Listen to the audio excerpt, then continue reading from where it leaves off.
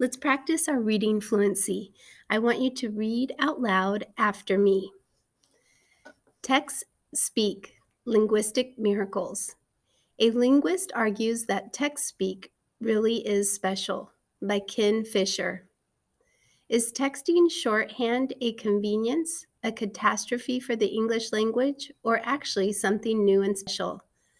John McWhorter, a linguist at Columbia University, sides with the latter.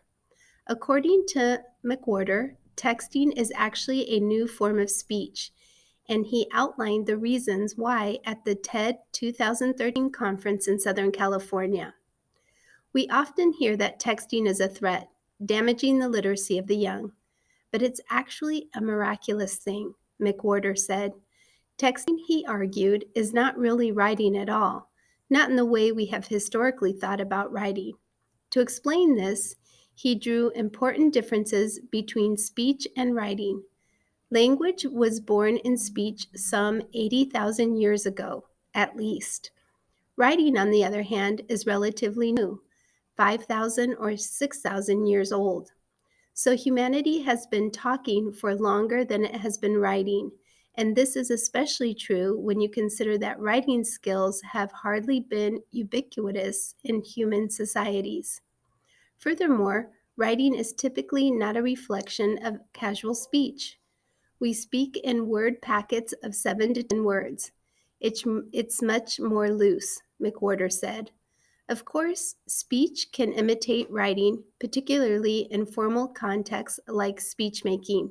He pointed out that in those cases, you might speak like you write, but it's clearly not a natural way of speaking. But what about writing like you speak? Historically, this has been difficult. Speed is a key issue. Texting is fingered speech. Now we can write the way we talk, McWhorter said. Yet we view this as some kind of decline.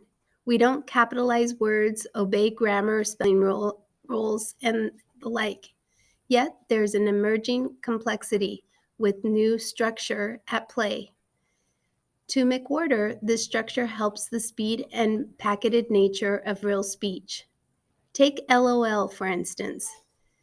It used to mean laughing out loud, but its meaning has changed. People aren't guffawing every time they write it. Now it's the marker of empathy, he said. It's a way of using the language between actual people. This is just one example of a new set of practices McWhorter sees in texting.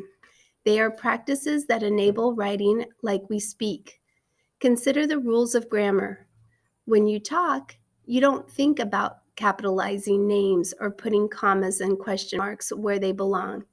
You produce sounds, not written language.